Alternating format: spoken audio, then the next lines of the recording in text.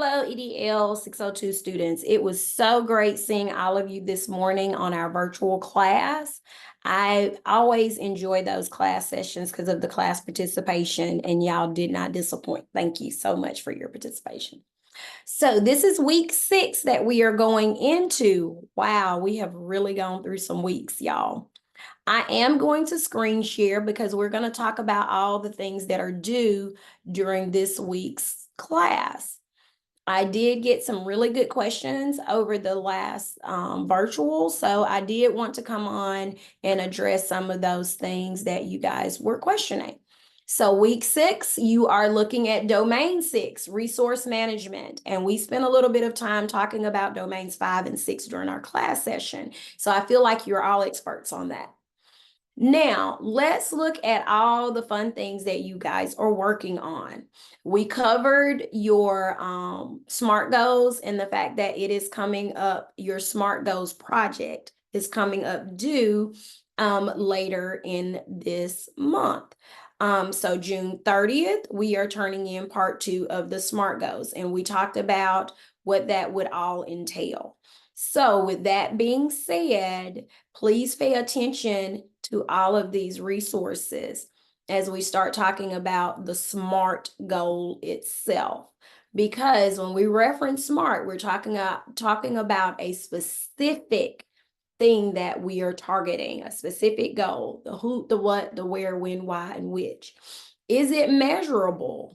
When are we going to expect to inspect it? So measurable from this point to this point is when we are going to provide interventions, and then we're going to go back in and assess to make sure those interventions were successful.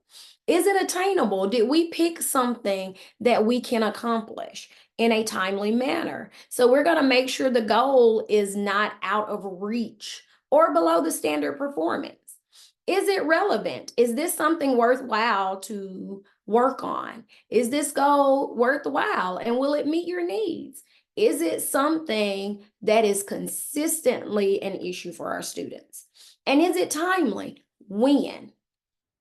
Your objective should include a time limit. I will complete this step by this month, this day, this year. And this will give us a sense of urgency as we're working toward our goal. So is it SMART? Specific, measurable, attainable, relevant, and timely. Always important to ask ourselves those questions. All righty, so now that we've addressed that, let's keep going. You are working on that group project to be turned in for June 30th, okay? And then our mock evaluation, which is due July 14th. That is also very important. Now, looking at when you're writing your SMART goal, please make sure that your strategy is what you're going to do. Okay, this is what you're going to do to help that area of weakness. And then your evidence is what you're going to use to determine if it was successful. You're not going to put the same thing down because they are not the same thing. You are only writing 2 strategies based off of those 2 areas you identified as weaknesses to put on your template. The sample may have 3 listed, but those are just examples, okay? So be mindful of that. I don't want you to do more than what is expected.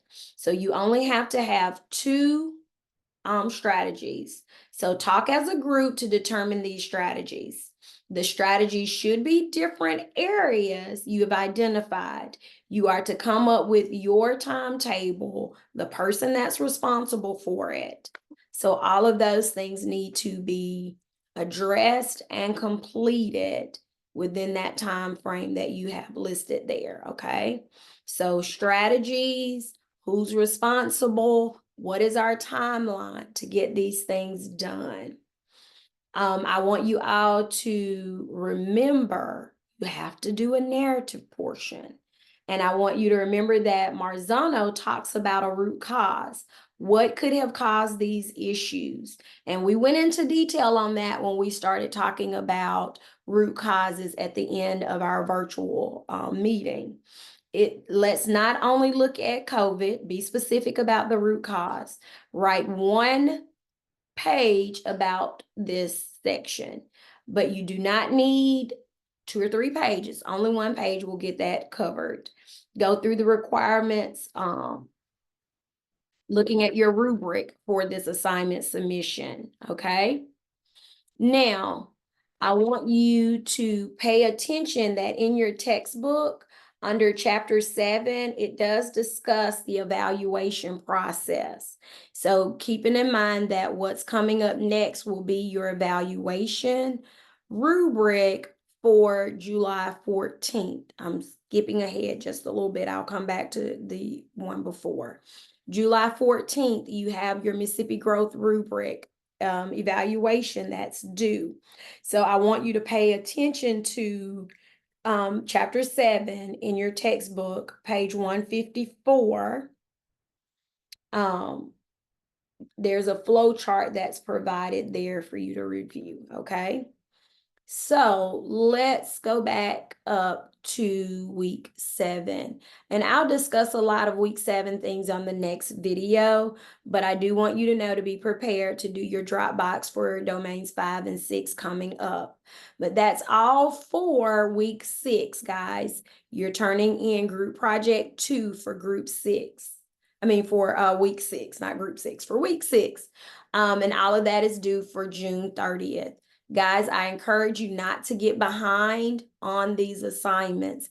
Getting behind is one of the things that is so hard to catch up, that it's best that you stay ahead and getting all of these things completed. I appreciate all the hard work that you guys have done thus far. I appreciate the emails that you send just to let me know, just to ask questions so that you do have a better understanding. And I always like to conclude these videos by saying, please don't hesitate to email. There are no big or small questions. Every question is valid. And if you get clarity, it makes for a better assignment submission. As always, please don't hesitate to email or inbox.